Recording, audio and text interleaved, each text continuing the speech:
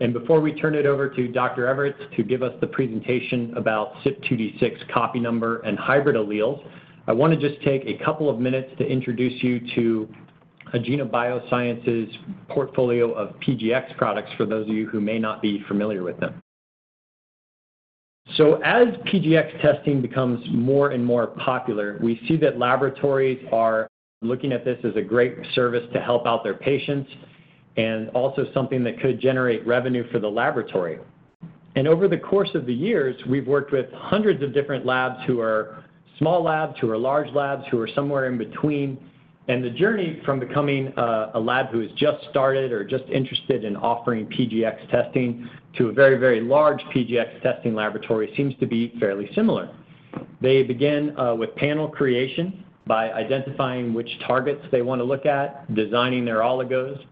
They validate this panel and begin offering the testing. They then, word gets out that this panel is being offered and all of the great things that it can do, and they start to see their sample volume go up.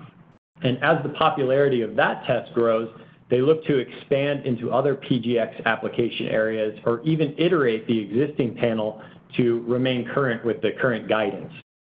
And depending if you're a very small laboratory who's just starting out or a much larger laboratory, you are going to have different needs as you evolve. And Agena has tools that will service you at any point in that continuum. But one thing we found is absolutely constant between all of these laboratories is the need for laboratories to control their costs and make sure that their lab runs efficiently. And so that's what we'll focus on mostly today. On the topic of cost, it's so important to laboratories because one of the main considerations that they encounter is that their average revenue that they're going to be able to achieve or collect per test is relatively fixed, and it's influenced by a number of factors, not all of which are under the laboratory's control. In countries where insurance companies or healthcare systems will pay for this sort of testing, that's obviously what dictates the price. Sometimes even within those countries, the different region of the country can produce some variability in the price. What panel content you offer can sometimes affect what price you're able to demand per test. And for those direct-to-consumer providers, obviously the market is something that dictates what you're able to charge and what people are willing to pay for a given service. And because this revenue is fixed, rightfully so, these laboratories are really paying attention to their expenses and trying to control their expenses because obviously revenue minus your expenses is going to be your profit.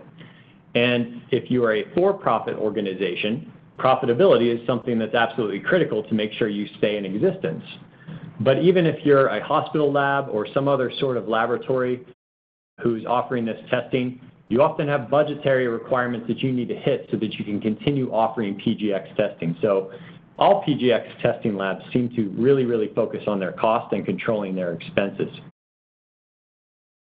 And because of that, we've noticed a buying habit with all of the labs that we've come and spoken to.